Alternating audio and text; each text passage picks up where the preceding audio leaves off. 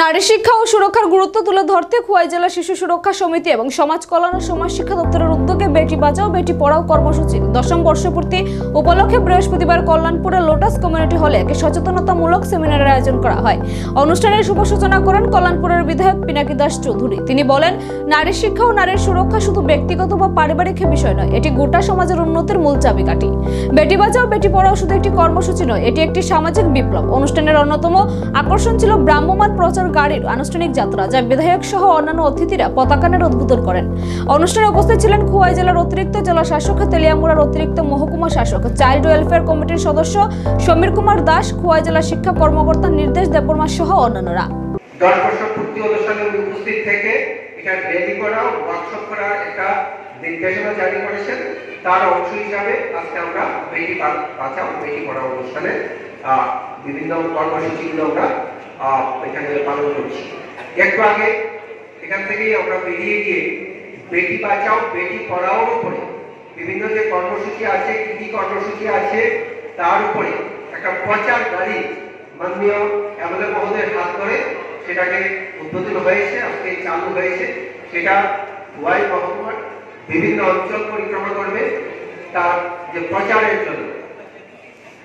এই কাজগুলো যেগুলো করছি সেগুলো আমরা করছি কারণ আমাদের সেটা আমাদের কর্তব্য, আমাদের এই যে মানুষ, এই যে ব্যক্তি, এই যে সামাজিক সবচেয়ে বুদ্ধিমান যে সামাজিক জীব হিসাবে আমাদের সবার কর্তব্য।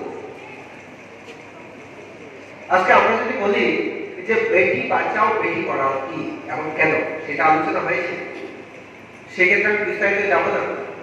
এই বেটি বাঁচাও বেটি পড়াও কর্মসূচিকে পালন করার জন্য সারা ত্রিপুরাতে যে কর্মসূচিগুলো চলছে, সেক্ষেত্রে যে বালিকা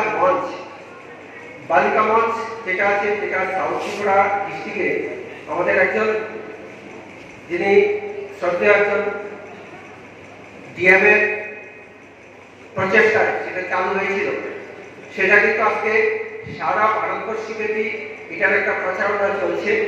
কেন সেটা সবাই জানে সেই ব্যাপারে আমি আপনাদের বলি যে এই যে বেটি বাঁচাও বেটি পড়াও, সেক্ষেত্রে জ্যোৎস্নাক্তা করে একটা মেয়ে, সে মাইনরিটি কমিউনিটি, সে তার নিজের বিয়েটাকে নিজে যেমন যে বাল্য বিবাহ সেটাকে রোধ করেছে, তার পরিবারকে কনভিন্স করেছে এবং তার এরিয়া যেসব স্কুলগুলো আছে স্কুলগুলোতে সে প্রচার করছে এবং তার গ্রাম এবং সাউথ ত্রিপুরা ডিস্ট্রিক্টের এখন সে একটা ব্র্যান্ড অ্যাম্বাসেডর হিসাবে কাজ করছে। তার এই যে কর্মপ্রণালী বা সেই যে কাজ করেছে তার জন্য ভারত সরকারের তরফ থেকে প্রধানমন্ত্রী বাল পুরস্কার সে পেয়েছে 2023 সালে। সেটা পেয়েছে আমাদের মাননীয় রাষ্ট্রপতি মহোদয়ের হাত থেকে।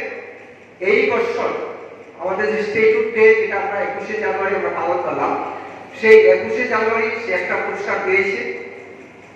সেটা হলো